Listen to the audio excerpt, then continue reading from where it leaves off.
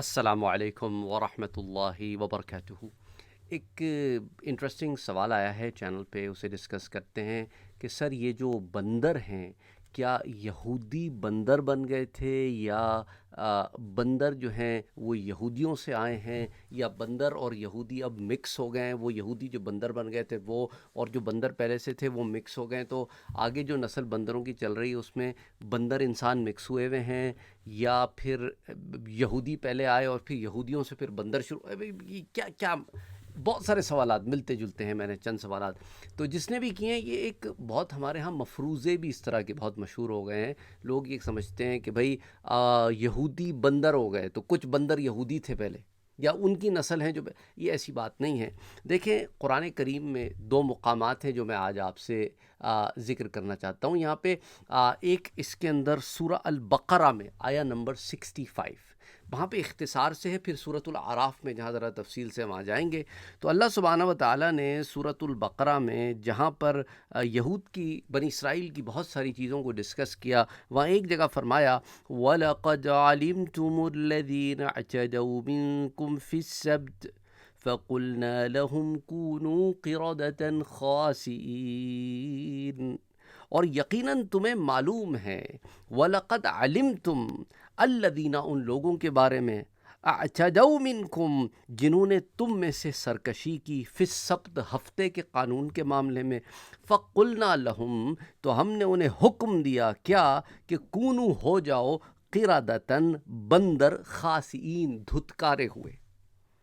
تو شہر ایلیا میں جسے اب یروشلم بھی کہتے ہیں، وہاں پہ بنی اسرائیل تھے، انہیں حکم تھا کہ ہفتے کا دن عبادت کے لیے خاص کر دیں اور اس روز شکار نہ کریں اور دنیاوی مشاغل ترک کر دیں۔ اب یہ ایک رائے ہے کہ یہ ایک مقام تھا، واللہ عالم کس مقام پر یہ لوگ رہتے تھے جن کے بارے میں معاملہ آیا ہے، اور دنیاوی مشاغل جو ہے انہوں نے ترک کرنا ہے ہفتے کے روز۔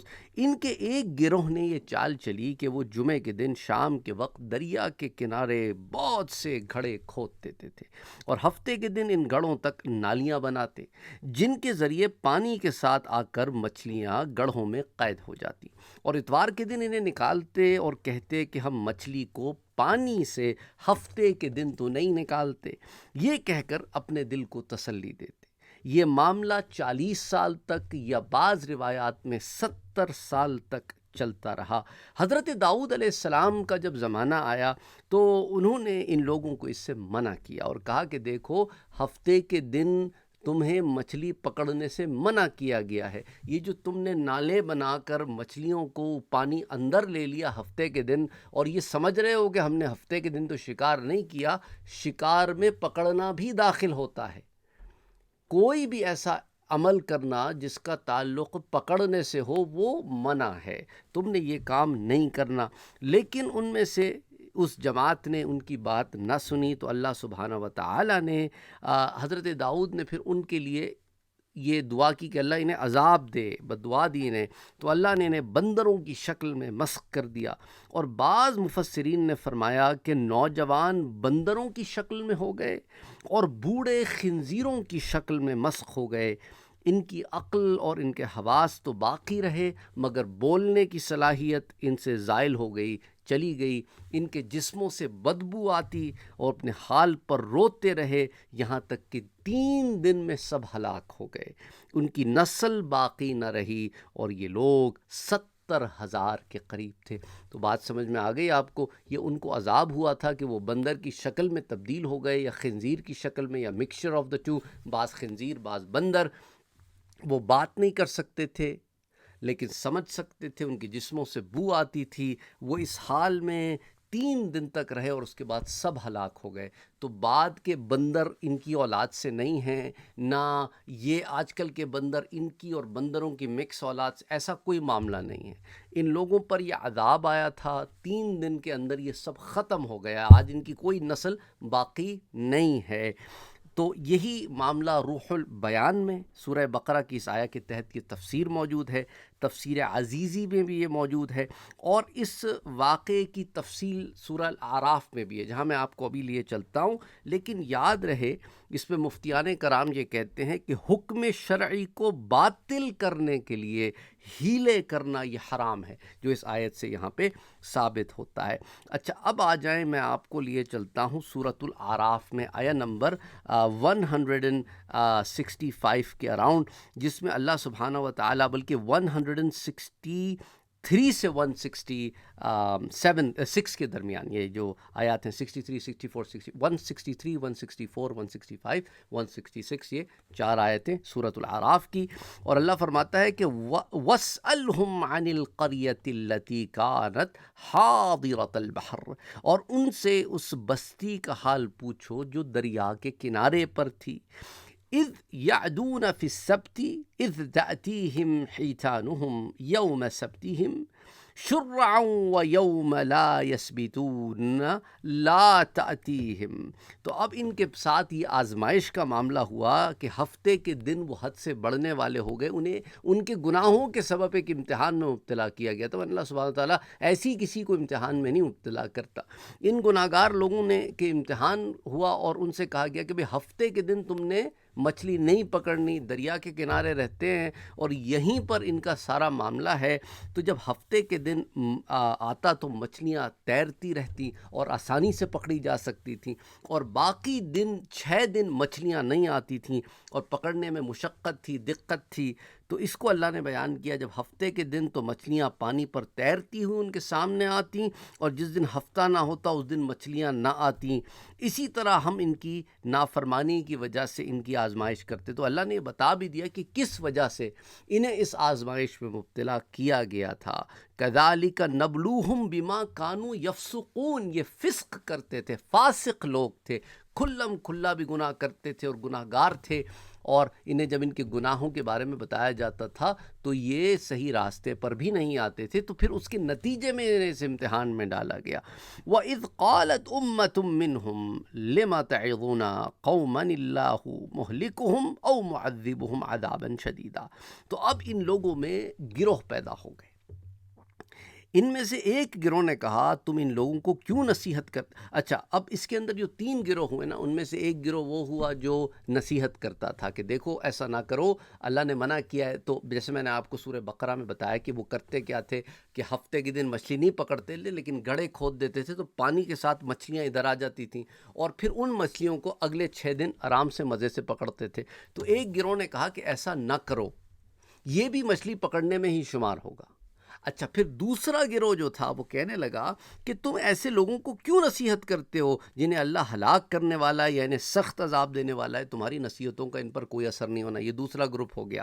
تیسرا گروپ وہ تھا جو یہ کام کرتا تھا۔ تو یہ 3 گروہوں میں بٹ گئے تھے۔ تو انہوں نے کہا کہ تمہارے رب کے حضور عذر پیش کرنے کے لیے، اور شاید یہ ڈریں، اس لیے ہم انہیں یہ بتاتے ہیں، کہیں قیامت کے دن یہ نہ ہو نا کہ اللہ ہم سے سوال کرے بھئی تم نے اپنے سامنے گناہ ہوتے دیکھا، تم نے روکا کیوں نہیں؟ تو ہم اس سے تو بچ جائیں گے نا کہ ہم روکنے والے تو تھے پر یہ سننے والے نہ تھے، تو اللہ ہاں عذر پیش کریں گے، اور اس لیے بھی کہ شاید ان میں سے کچھ لوگ یا یہ سارے کے سارے ہدایت پر آ جائیں۔ پھر جب انہوں نے اس نصیحت کو بھلا دیا جو انہیں کی گئی، تو پھر ہم نے برائی سے منع کرنے والوں کو تو نجات دی، اور ظالموں کو ان کی نافرمانی کے سبب برے عذاب میں گرفتار کر لیا۔ پھر جب انہوں نے ممانعت کے حکم سے سرکشی کی تو ہم نے ان سے فرمایا کہ کونو قردۃ خاسئین، کہ دھتکارے ہوئے بندر ہو جاؤ۔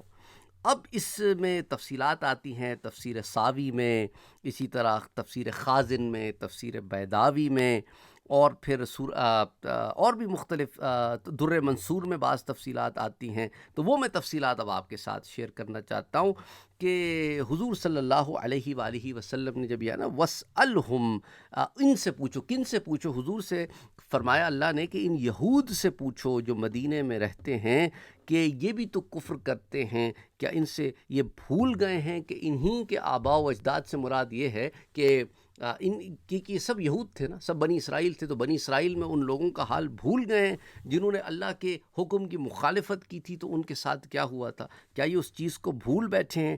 کیا انہیں خبر نہیں ہے کہ ان کے ساتھ کیا معاملہ ہو. تو تفسیر ساوی میں اس آیت کی شان نزول یہی لکھی ہے.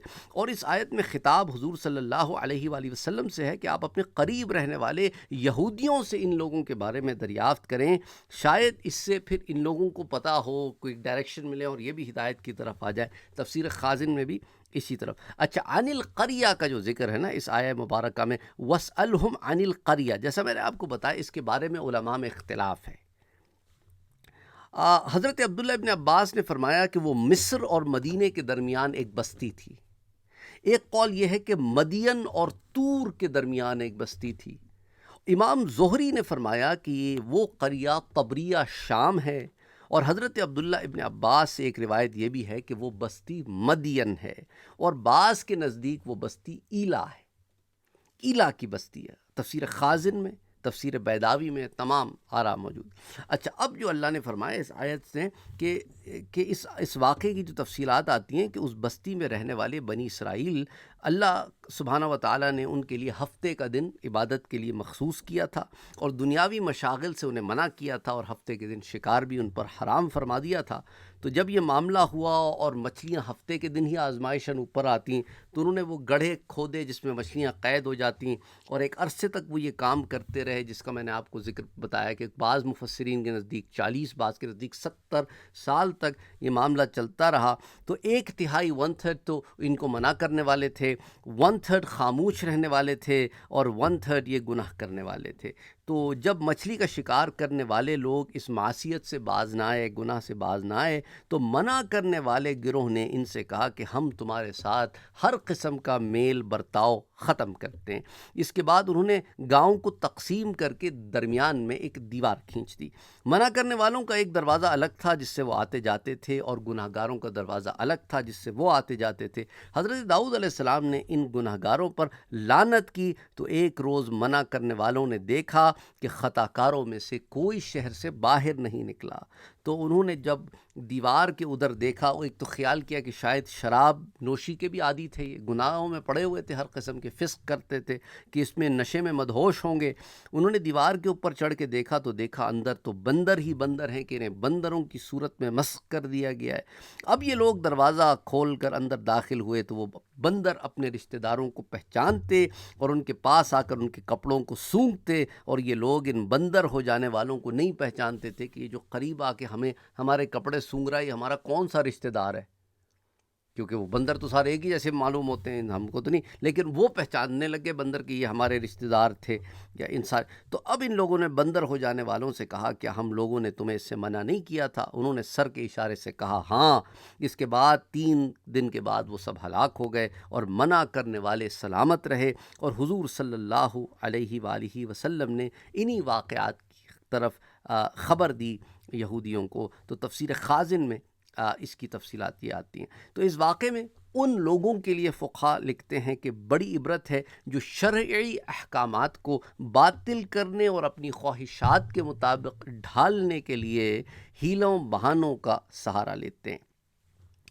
اور حضور صلی اللہ علیہ وآلہ وسلم نے بھی ارشاد فرمایا، جیسا کہ تفسیر در منثور کی جو امام سیوطی کی تفسیر ہے، اس میں سورۃ الاعراف میں اسی آیہ مبارکہ کے تحت آتا ہے، حضور صلی اللہ علیہ وآلہ وسلم کا فرمان مبارک کہ جیسا یہودیوں نے کیا تم اس طرح نہ کرنا کہ تم اللہ کی حرام کردہ چیزوں کو طرح طرح کے ہیلے کر کے حلال سمجھنے لگو. تو اینی وے یہ تفصیلات تھیں. کونو قردۃ خاسئین، دھتکارے ہوئے بندر.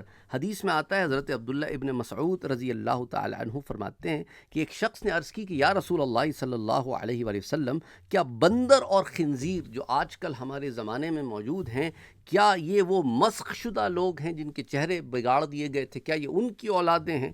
تو حضور نے فرمایا صلی اللہ علیہ وآلہ وسلم نے کہ اللہ نے کسی قوم کو ہلاک کر کے یا کسی قوم کو عذاب دے کر اس کی نسل نہیں چلائی. یعنی یہ ان کی نسلیں، وہ جو عذاب میں گئے تھے نا، ان کی نسلیں آگے کنٹینیو نہیں ہوئیں.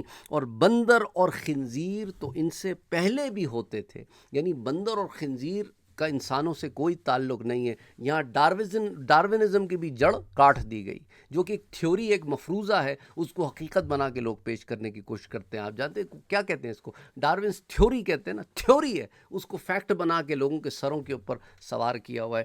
تو یہاں پہ حضور نے اس بات کا انکار کر دیا کہ اللہ سبحانہ و تعالیٰ نے بندر اور خنزیر تو پہلے سے مخلوق بنائی ہوئی تھی، ان یہودیوں کو ان کی شکل میں مسخ کر دیا گیا اور 3 دن کے بعد ہلاک کر دیا گیا۔ اللہ کا یہ قانون ہی نہیں رہا کہ کسی قوم کو عذاب میں مبتلا کر دے اور ہلاک کر دے اور پھر اس کی نسل پھر اسی سچویشن میں آگے چلائے نہ۔ یہ صحیح مسلم کی روایت ہے کتاب القدر کی، تو حدیث نمبر 6223۔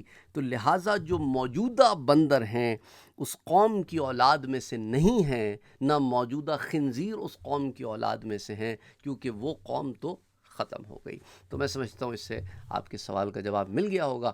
السلام علیکم ورحمۃ اللہ وبرکاتہ۔